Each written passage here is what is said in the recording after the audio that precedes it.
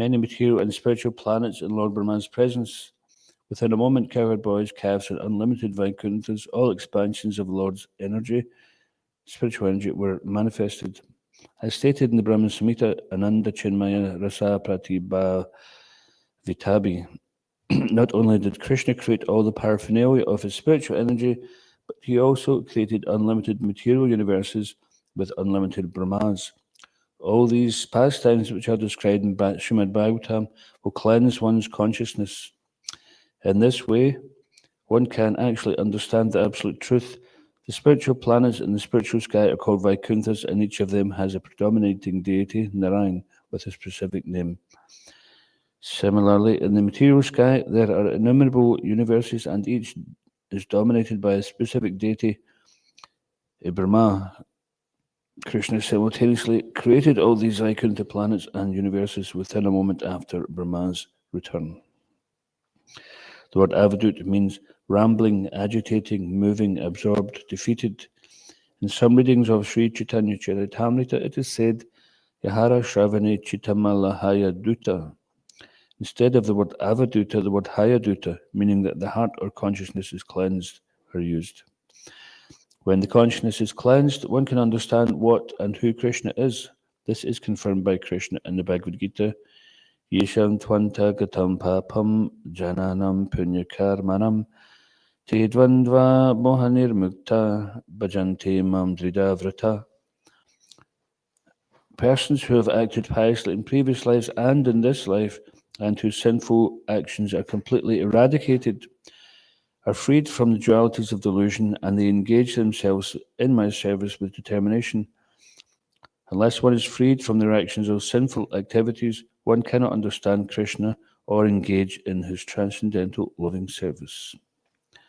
Om Caitanya Caritamrta Salakaya Chakshurmilitam Yena Tasmai Shri Gurave Namaha Bekam Karoti Vachalam Pangam Lagate Garim Yat Kripatam Hamvande Shri Garim Dhinarnam Namam Vishnu Padaya Krishna Pristaya Bhutale Srimati Bhaktivedanta Swami Namane Namaste Saraswati Devi Gauravana Pracharne Nirvishesha Shunyavadi Paschatya Deshatarane Jai Shri Krishna Chaitanya Prabhu Nityananda Shri Advaita Gadadhar Srivasadi Gaura Bhaktavinda Hare Krishna Krishna Krishna Hare Hare Hare Rama Ram Ram Hare Hare.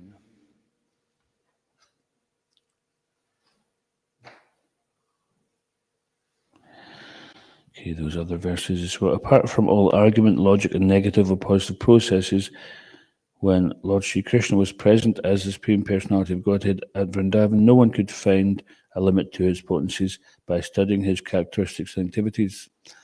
At Vrindavan, the Lord immediately created all material and spiritual planets in one moment. Indeed, all of them were created with their predominating deities. We do not hear of such wonderful things anywhere else. Simply by one's hearing of those instances, one's consciousness is agitated and cleansed.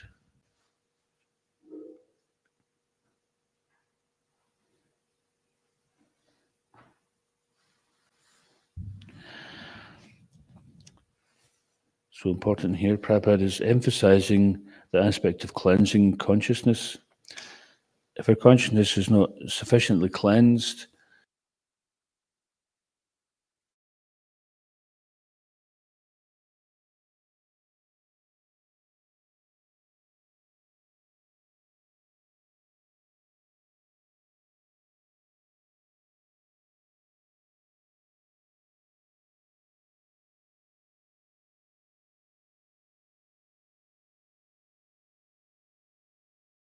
become like that, or we can become some kind of rascal enjoying with some gopis in the forest and calling ourselves Vishnu or something.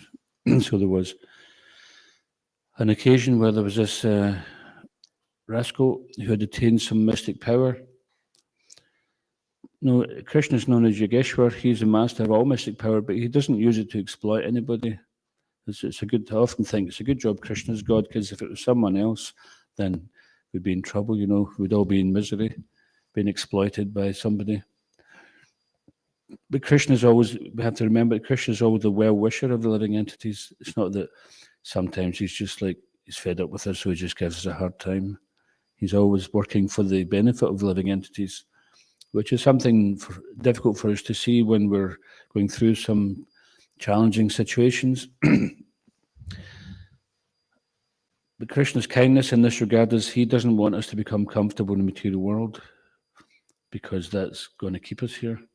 If we're trying to remain comfortable, we're always trying to make some material adjustment to be comfortable, just like now I just moved because I'm feeling uncomfortable.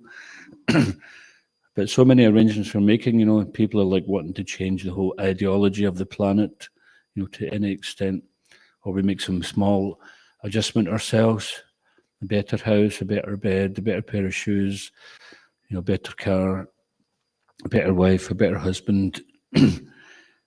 But externally we may change things, but the dissatisfaction we feel inside is because we cannot experience satisfaction in the material world. We cannot experience that which we can find in the spiritual world, because, as Prabhupada explains very simply in purport to the Mahamantra, that living entity in the material world is in an incompatible situation. We are of a higher energy, and we're trying to lord over the material energy. We're trying to have some relationship with the material energy, which is the lower energy, and that degrades our consciousness. So when Prabhupada talks about cleansing the heart, then it's about elevating our consciousness, and that is through association. And that association takes many forms. It can be in the form of prasad. Sometimes you take prasad and your whole consciousness is lifted because the person who's cooking it is cooked it in good consciousness. There was an occasion where Prabhupada, I don't know if it was many occasions, but certainly one, Prabhupada went to the temple and devotees weren't in good consciousness, and he said, who's cooking?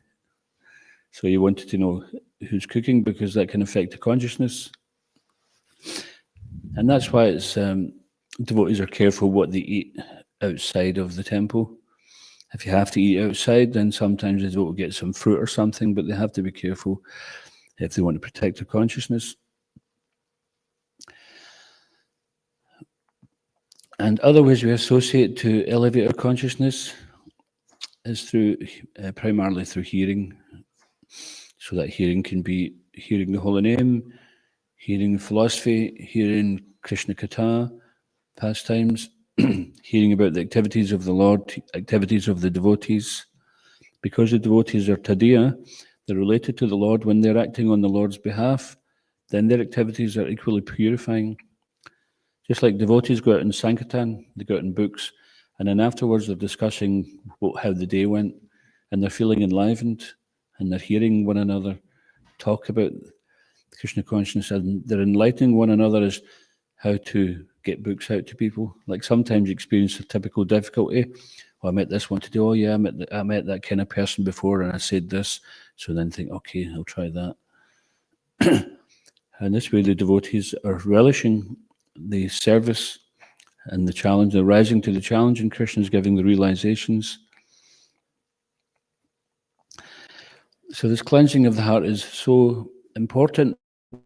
We can't stop cleansing it and think that we've arrived somewhere. This is not supported by the acharyas. That we should always be thinking of ourselves, even if we do arrive somewhere, then this Krishna consciousness, because Krishna is unlimited, then we cannot understand his glories. We cannot understand the unlimited with our limited consciousness, only through Krishna revealing. And that starts, first of all, I'm just reading recently, Srila Prabhupada said that Krishna is willing to reveal himself, but we have to make ourselves ready. So we have to make ourselves ready, which means if we want to get to that destination, but first of all, it's not so much a matter of we want to see Krishna, because it's not like Krishna is some object of sense gratification. We're used to wanting something that we can capture and we can call ours. But first of all, we act in such a way that Krishna will see us. And then when Krishna sees us, then he will start to make arrangements for us to become qualified to see him. It's been explained that when we go in front of the deities for darshan, what do we really see? We only see how much as our heart is cleansed, isn't it? Some days the deities look amazing. Some days we're looking at them, we realise we're not even looking at them. We're looking at our mind inside. Something else is going on. But we particularly see the devotees are surrendering. We see perhaps because we just finished the Krishna Marathon and the devotees have making extra endeavour. When they come in front of the deities, then the deities are glowing more. This is because we're glowing more.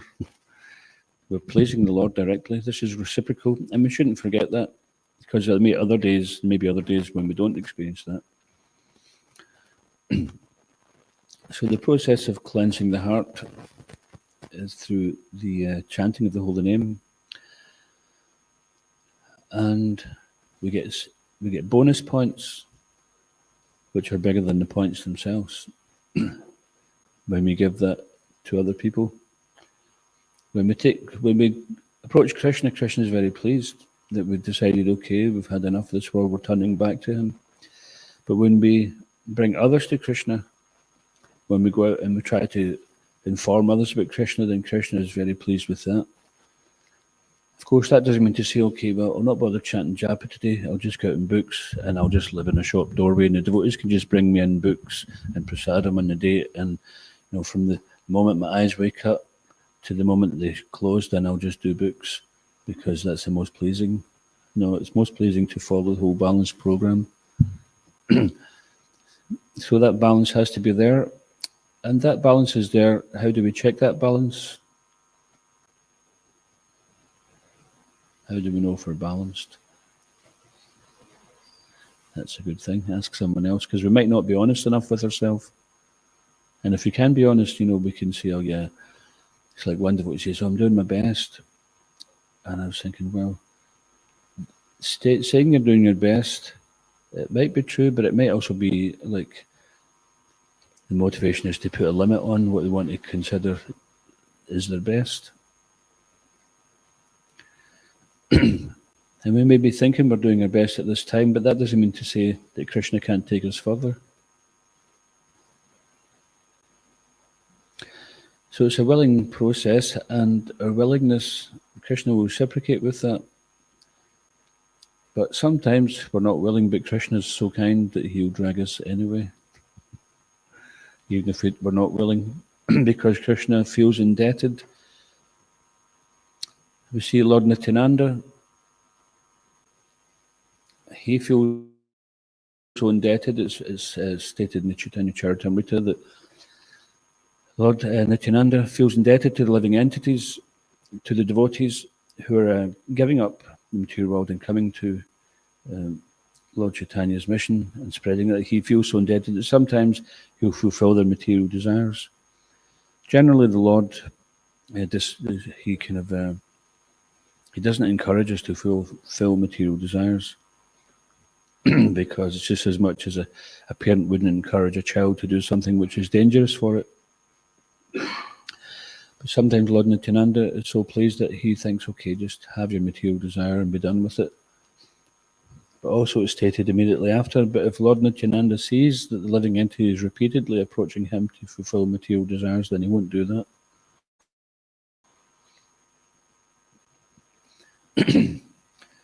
So today we're going to be speaking about the marketplace of the holy name later on. And there's some bhajans regarding that. Nadia Gudrumi Nityananda Mahajan. Patiachi Nam Hata Jivere Karan. And Borosuke Kabargai. Surabi Kunjeti Namar Hat Kuleche. So the Konitaimar Prashashi, they descended to Lesmahego, as well as other places, to spread this Namhat, the holy name of the Lord. And they were personally doing it because they wanted to show how to be a devotee in this age of Kali, even to the extent of the redemption of Jagai and Madai. Sometimes if we're doing Sanktan and we see some dangerous people, then we keep out of the way I remember when I was young, then I thought I'll just approach everybody until I get smacked a few times on the street. And it was typically by drunken football supporters after a match. Sometimes there'll be a problem if they win, sometimes there'll be a problem if they lose. So I realised, okay, there's certain people that I'm just going to keep out of the way now. Because once bitten, twice shy, but twice bitten, then that was enough to say, okay, this is recognise this danger. And so you don't, if someone's a drunk person on the street, how much are they going to be able to understand then and there? And drunk people are very changeable. They can be loving you the next minute and hating you the next minute. So we have to be careful with that kind of thing. Of course, if devotees are going round the pubs, not that they go on a pub crawl, but they sometimes they go and liberate Lakshmi, distribute books. They don't necessarily expect intoxicated people to sit down and read the books and come up with reasonable questions, but they're giving it out thinking the person will read it later, or it will end up in someone's lap who'll read it. And this just happens. So in that sense, we're not discriminating. It was once said that it was better to give out one book purely than 1,000 books, impurely, or whatever it is the person said. Which is, the book is pure already, and the person you give it to might not be the person who reads it. So it doesn't matter. It does matter in terms of your consciousness for you and for your ability to get through to people. If we're following and we understand the philosophy, then by following we have some potency. About understanding that we can answer the questions. But ultimately we want to get the book in their hands, and the main thing is to make some impression upon them that they will benefit by reading it. And then our job is done. Whether they read it or whether their son, daughter, mother, father, spouse, neighbour, or somebody who gets it from a charity shop reads it, then our position is to distribute. As Lord Chaitanya and Lord Nityananda, they were freely distributing, and even to the point where they went to Jagai and Madai, who were known to be very dangerous persons. And Lord Nityananda's way of thinking was that Lord Chaitanya is surely the most magnificent incarnation and the saviour of the most fallen Patita Pavana Gaura Hari. So to prove this, then let's liberate the worst people we know. So this is a great magnanimity of Lord Nityananda. And of course we know the story, we don't have to say it again, but as we know, then they were saved.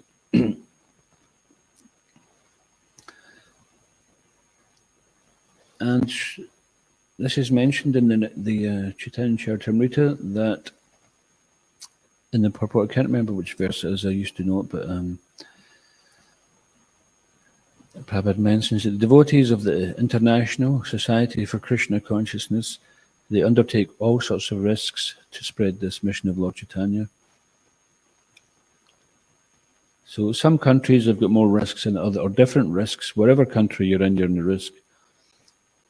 Just like some devotees, they feel like it's austere in the winter time going out, but when the summertime came, they found it was more austere because people were in less clothes and their minds would get agitated. So they're like, oh, I wish it was winter again. But over the challenges, we learn to take shelter. In some countries, devotees have to be very much incognito because there's such a danger if they get caught propagating. They may even be allowed to practice their faith in private, but they're not allowed to propagate it. And the nature of this movement is to propagate it. Because if you have something good, you want to share it.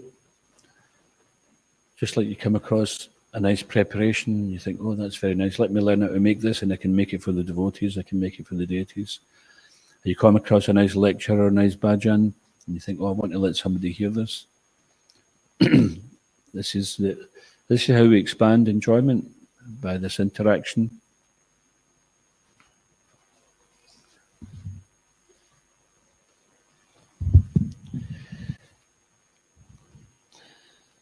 So when hearing about the pastimes of the Lord in Srimad Bhagavatam and Caitanya Caritamrta, then we can understand that Krishna effortlessly, within a moment, this is the glories of the Lord, within a moment he can create universes, just like Brahma stole the cows, so the calves and the boys, because he forgot who Krishna was. He didn't recognize, first of all, he is a devotee, but he didn't recognize Krishna there. He was thinking, who's this upstart? But then he realized, oh, this is no upstart, this is the Supreme Lord. When the Lord manifested as the calves and the boys, then Brahma had to go back to he thought he had maybe a senior moment, maybe he's gone a bit senile, let me go back to the cave and check, see if they're still there. I was imagining that I stole them. No, they're still there. Okay, and he came back, and then when he seen all the calves and the boys, and he was totally bewildered. Brahma Vimohan Lila, he was bewildered. And then the Lord manifested that he was actually all those calves and cows, and he manifested his unlimited Narayan forms. And then Lord Brahma realized, oh, it's my Lord I'm dealing with here. Immediately he was regretful, with tears in his eyes, all 8 of them. It must have been a bit of a bath. And there's Brahma Kund there on account of that. One can go to Brahma Kund, isn't it, in Vrindavan? Where that place where that pastime took place. But there was this, just going back, there was this so-called yogi who had attained some mystic powers. Bishikashena, his name was, and he was in the forest, and he was wanting to enjoy with the daughters of the local villagers, but he wasn't necessarily attracting. It's not that he was in the forest playing a flute. This is how Krishna does it. He attracts his devotees. He was there, and of course, for us to see it, to hear about it, we think, oh, such a fake, anyone could see that. And even the local villagers, they could too, but because he had mystic powers, he was threatening and sparks would fly from his head and he would intimidate and terrorize people. But when Bhaktivinoda Thakur found out about it, people were warning him, oh, don't go, it's dangerous. And he said, no, I must go. And he did, and we know the whole story. Or if we don't, then basically what happened is he arrested this man, and he had matted locks. And it's understood that these yogis, they contain their Shakti within the locks. So Bhaktivinoda Thakur was a magistrate, and he instructed his constables that as soon as sentence is pronounced upon him, cut his hair. So he did, and he lost all his potency. And he went to jail, and he didn't last too long in there. He died in jail. So much for another so-called Vishnu avatar. He was trying to enjoy as a Lord, but he was so foolish he couldn't understand. I mean, in his heart of heart, he knows he's not Krishna. He knows he hasn't created unlimited universes. He's just simply trying to exploit. And this is what happens in the material world. If someone gets some power they want to exploit, they may not have some mystic power, but they have some position, or they have some money, they have some people maybe requiring permission from them. So you see sometimes in certain places you have to pay a bribe to get anywhere. It's like there may be a particular fee you have to pay to get something done with local authorities. I'm not saying it's here in the UK, but we experienced that in India one time. It probably happens quite irregular, that there's a fee for getting a job. But yes, it will maybe take 2 years, but that means, okay, but if something comes under the table, then maybe tomorrow. So they have the position to do that. And sometimes if people are in poverty, then these kind of things are there, and then it's hard to clear that up. So poverty does create situations where people will do all sorts of things for survival. And I was reading some time ago, I read a book which was about the Holocaust. And some of the things that people did in there to survive, then they would be prisoners themselves, but they would treat prisoners worse than some of the Nazi guards were treating them, because it was the only way they could survive. And even some of them who were subjected to that, who survived, they forgave them because they realized this could be anybody. Anybody could, when you're in this situation for surviving, then who knows what you might do. So therefore,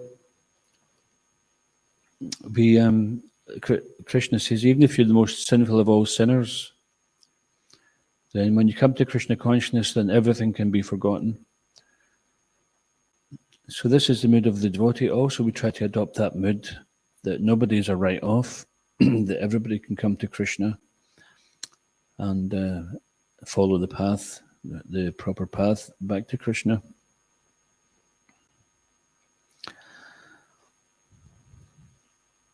And we see even the head of our Sampradaya, Lord Brahma.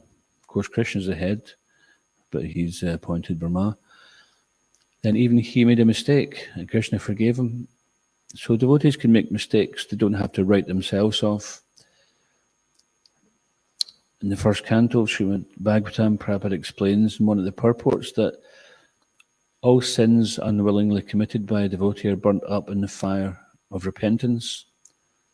So the question might be, well, what is unwilling and what is willing? Because we might think, oh, I wasn't exactly unwilling, I was willing. Otherwise, why does it happen? So how can we justify that unwilling? And how can we discern between willing and unwilling?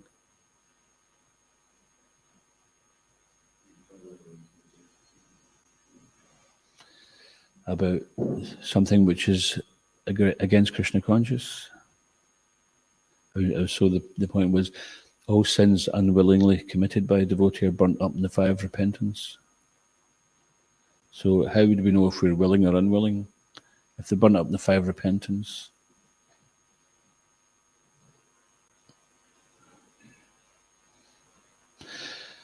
Well, an answer to your statement, though, whether we're enthusiastic, willing or unwilling in Krishna consciousness, then yeah, that's certainly the case. If we're doing something enthusiastically, that means we're willing. If we're doing something unenthusiastically, that usually means we're not willing. But at least we're doing it. That's a good start. The cleansing process is taking place, Rishikesh Rishikesh, saving them back to Ruchite. That we understand intellectually that this Krishna consciousness is the best. Like Prabhupada said, there's no comparison, there's no competition of this literature in the whole universe, the Srimad Bhagavatam. So we understand the conclusion and we think, okay, this is a prayojan, and I've made some contact with Krishna consciousness, now I must engage in the process. So we make this intellectual commitment, or we may have some kind of sporadic realization. Sometimes the Lord will give a little taste, a little realization, just like Narada Muni. He got some darshan of the Lord to encourage him, and then the Lord disappeared. And then a voice came and said, okay, you won't see me again in this lifetime, but I'm doing this just to encourage you to aspire more for me. So this absence makes the heart grow fonder. So the Lord may give a little taste so we can think, yeah, this is real. So the devotees, we have to, whenever things are tough, we have to look back and think, okay, what was real? Sometimes our mind may become doubtful and think, well, why bother with all this? It's too difficult, or I don't know if I believe in it, or whatever doubt comes into the mind. Don't forget, even Arjuna had doubts. So to have doubts is not uncommon. It's part of the process of eradicating the doubts, is for them to come up.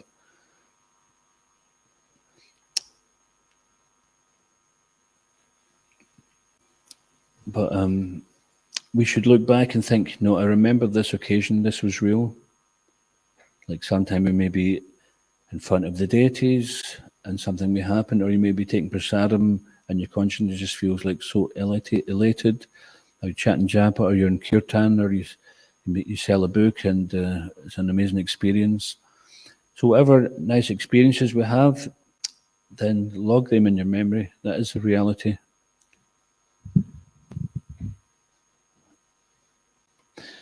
Sometimes in the name of realism, people think that negativity is reality, but actually it's not. It's just a reality we decide to choose for ourselves. But so we remember the positive aspects of Krishna consciousness. Like there was one time I visited Bhaktivedanta Manor with a couple of devotees one hadn't been for a long, long time, one hadn't been before. And it was an extremely busy time. They could hardly even get into the temple, and I could see it was actually affecting their minds. So I said, well, let's just pop up to Prabhupada's room then. It'll be nice and quiet up there, which it was. And then they started to feel somewhat relief. And then we went into Prabhupada's other rooms, in his bedroom, and then a profound feeling of peace and security and warmth came over. And one devotee says, are you feeling this? And actually I was. Two of us shared that. And I said to him, don't forget this. Because I'm thinking, and the person was emotionally affected. It was so deep, it was very profound. I says, don't forget this is real. Whatever else the rascal mind comes up with later on to justify whatever we may think or whatever, that's not necessarily real. But when we experience some reciprocation from the Lord or the Lord's devotee, then we can understand this is real. That's a reality which we're aiming for.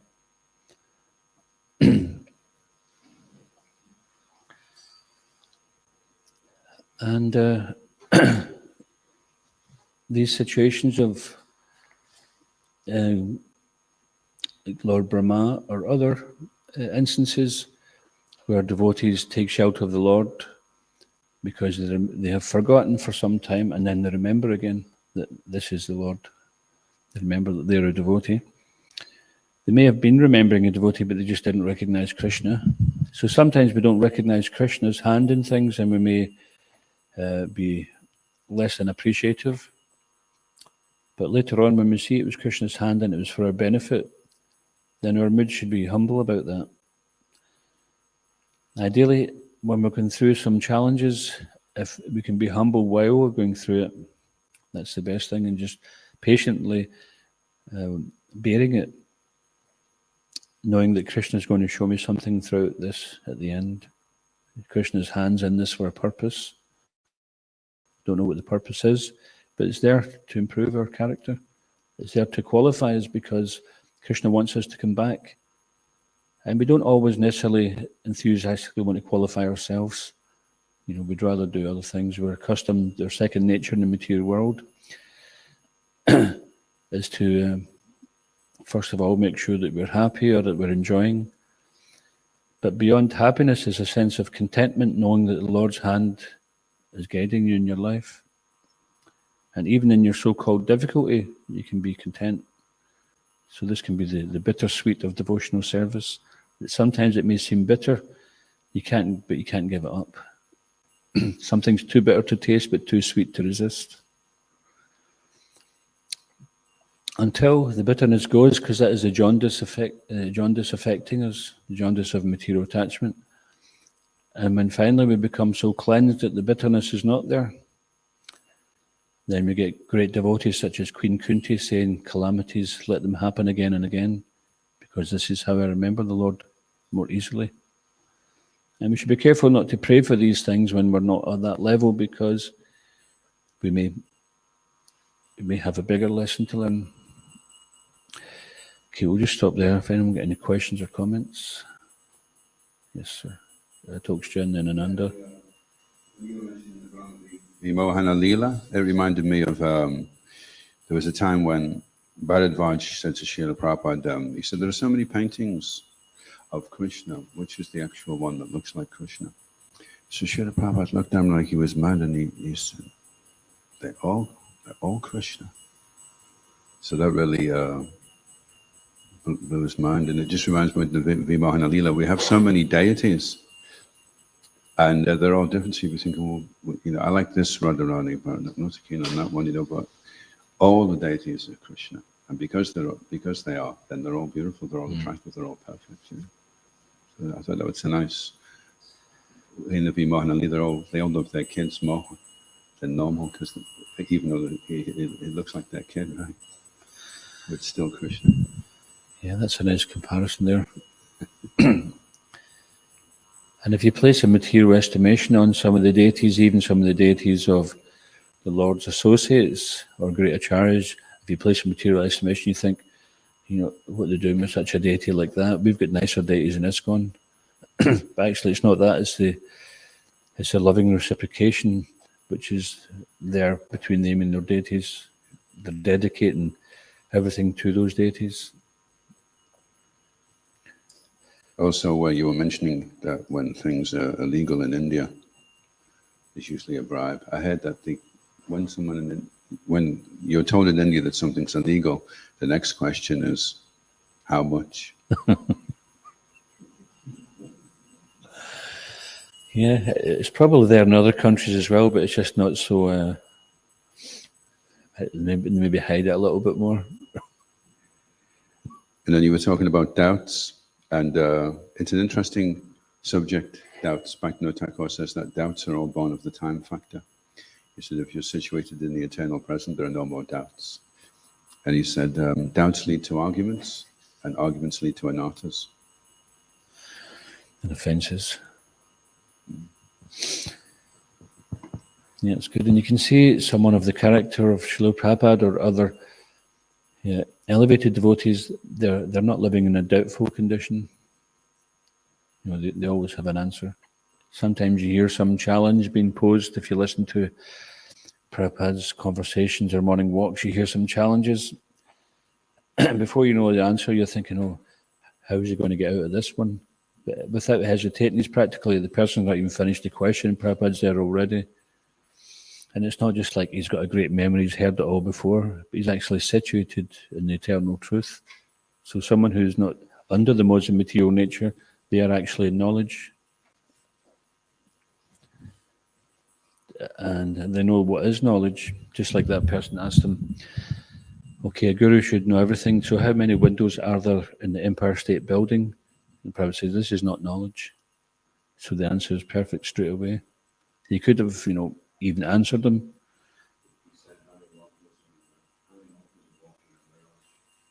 How many molecules of water in the mirage? Yeah.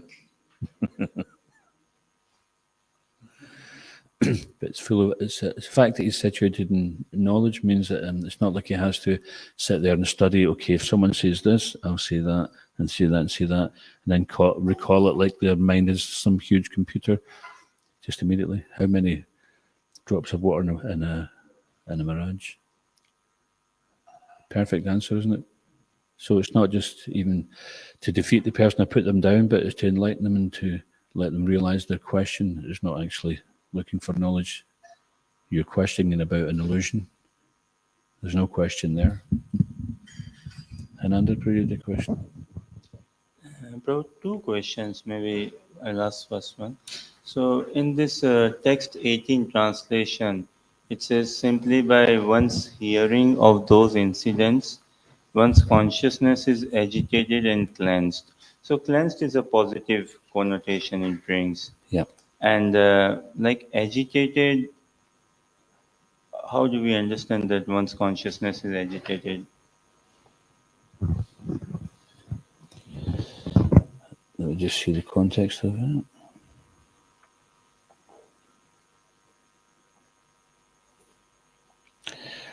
So agitated and cleansed. Okay. So do devotees experience that? Anyone experience that when you're hearing or chanting, sometimes the mind is agitated and then it's cleansed? Like sometimes you come in for japa and you're struggling, and then at the end of the japa, you're feeling it was all worth it. Just like if you're making ghee, you put the butter on and you put the heat on, that's the process. And then it starts to melt, and then these solids are agitated and they come to the surface.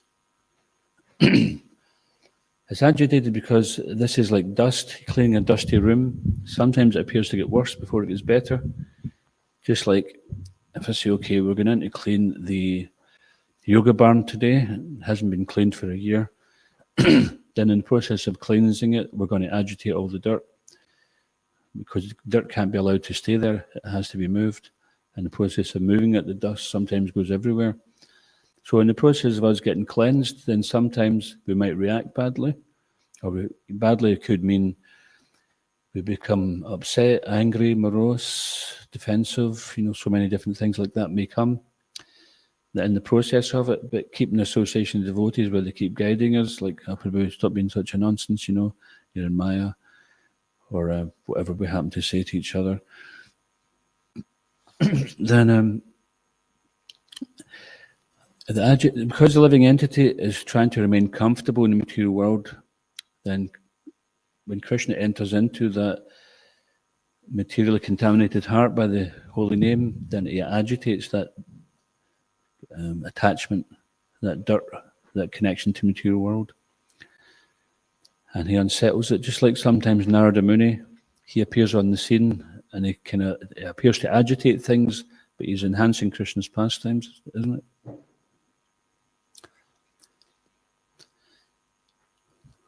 So just like if your clothes are dirty, you put them in the washing machine with the cleansing element, the detergent, and the water, and the movement agitates and it removes the dirt.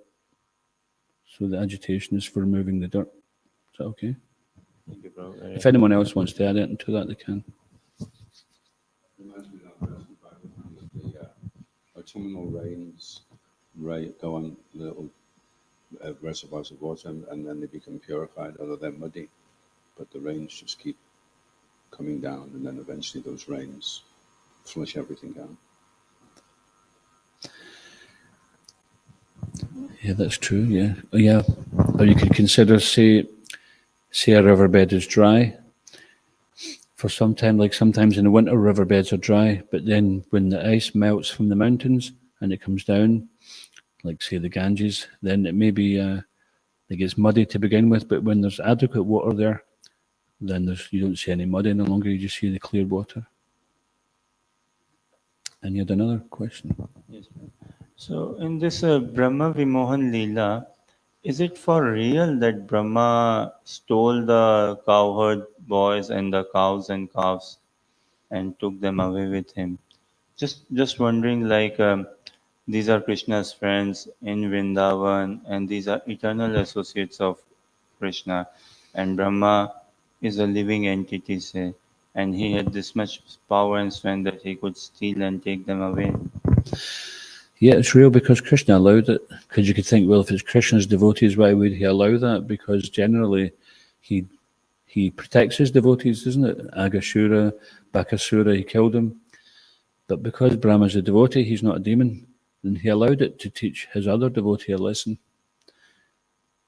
And and because his devotees, the calves and the cow-herd boys, they're completely surrendered to Krishna, then whatever Krishna wants, even if it's difficult for them, then they'll do it, just like Agasura approached. The devotees were approaching Agasura, and it's not that they weren't conscious that it was a big serpent, but they were thinking, well, what is this? It appears to be a great demon, with its tongue rolling out like a highway. Let's just walk in. And, Krishna's defeated so many demons, so if anything happens, it will defeat. And even if it kills us, it won't kill Krishna. So they weren't even worried. They don't even live in a state of fear where they're worried. So what an amazing situation to be in, that they can walk into the mouth of a serpent, giant serpent, without even being afraid of whether they'll live or die, because there's so much connected to Krishna. But yes, it's real. It's in the big pages of the Bhagavatam. It wasn't some allegorical story. And I don't know enough to say what would have been going on in the minds of those devotees in that year that they were missing. But for all we know, it could be that they're living in a state where they're still engaging in Krishna's pastimes, because they're not impersonalists. So they're always engaged in Krishna's service. I don't know if anyone knows any other corroborating shastras that explain what was going on there, Gandaki? I think they were unconscious or something like that. Unconscious, like suspended. Or like in sleeping state. Yeah, and for them, when they come back, it would be like no time has passed. one of Shiva Rama's books, but there is something else that's going on there that Brahma can't steal and can't pin it down, that they were expansions or something like when the gopis were so distraught that Krishna wasn't appearing, then some of the gopis, they played the parts of demons, and the other gopis would play the parts of Krishna. But those gopi demons were just expansions of Yoga Maya, because the gopis can never behave like demons, you know. So there's something like that goes on. Trying to find it. In this particular pastime, though, it does say that they were stolen and the expansions were the Lord who replaced them. But, you know, the Lord can do anything. That's the thing. And Balashwar had some comment. Yeah, I think I was hearing the same pastime. It's been described that the elderly gopis, the mothers, they wanted to serve Krishna as their child as well. So Krishna did his pastime so that everyone can serve Krishna. Unknowingly, they were serving Krishna for whole 1 year. Mm-hmm. And even all the cows and calves, they were all, the cows were drinking milk from the cows. So all are Krishna itself. So two connections were there. So to teach a lesson of Brahma and then also to make these pastimes happen. And that's why Balram was not there as well. Yeah. That's Yes, right. yeah, So that's why I Krishna. was going to mention that yeah. So that year was the year when the boys were to get married. Therefore, Krishna, did he not marry Radharani or something?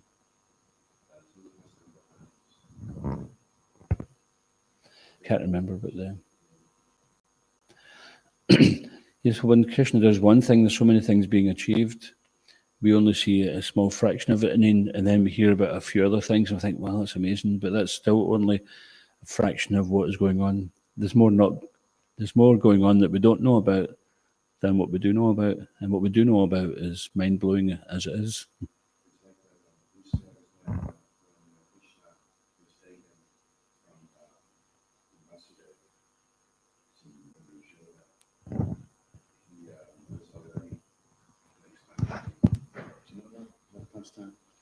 When Mother Yashoda gave birth, she gave birth to two, right? And then Krishna entered into that. It's like really bewildering, you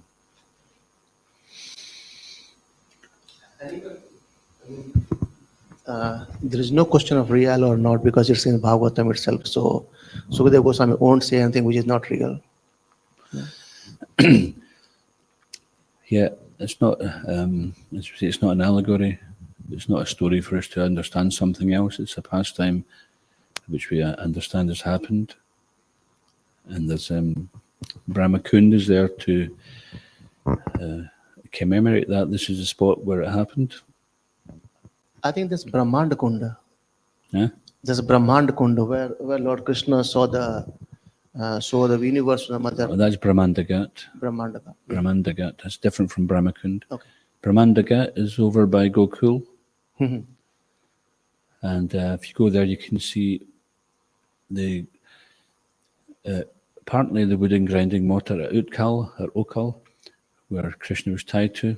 Yeah. Not sure if it is the actual one, but it looks very old. Yeah, it's very old. Whether it's a couple of 100 years old or 5,000 years old, I couldn't tell. But it is a place which is understood to be where Krishna was tied to the wooden grinding mortar. And then along from that, you have the place where Vasudeva crossed the Yamuna to Gokul, and where they settled. And Mother Yashoda, there was a Shiva Linga there where she used to worship for the protection of Krishna, and there's all these little marks. Apparently this is marks where she each day she prayed for Krishna or something like that. And then a little further along you've got Brahmandagat, where Krishna ate clay, and there you get a certain type of maha where they give you balls of clay and you buy the clay. And there's another temple there, isn't there? Can't remember.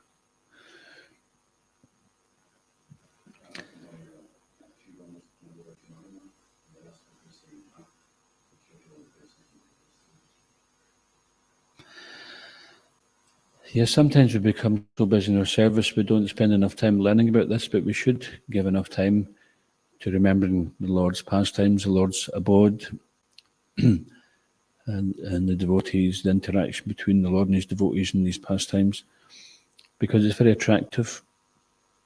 Just to finish up, when before I joined the temple, a friend of mine had joined a few years before, Aniruddha, and he sent me up a Krishna book, paperback, red one. It was 2 volumes, and I hadn't got out of bed yet, and my mother said, "Oh, something came for you in the post." She brought it up and opened it up, and I thought, "Oh, this is interesting." And the paper was so thin you could practically see the words on the other side of the page. But the pictures, just like you were saying earlier on, well, they're all Krishna. Then they were so attractive that even though a lot of the paintings were by different artists, the mind was so attracted, that this is Krishna here. Then you were able to, like Prabhupada says, the windows to the spiritual world. It was so attractive that I practically stayed in bed all day just reading the book, while my mother's shouting downstairs, "You're not getting up yet. You can't lie in your bed all day. Just one more chapter." And it was really, out of all the books I've read in my life, that was a book I just could not put down. And I was thinking, well, I've got chapter 2, volume 2, that means there's another volume to read. And it's amazing the way Prabhupada writes it, that even though I hadn't read the other cantos of Srimad Bhagavatam, as reading the Krishna book, we could read it understanding Krishna is not an ordinary person. You couldn't make these stories up.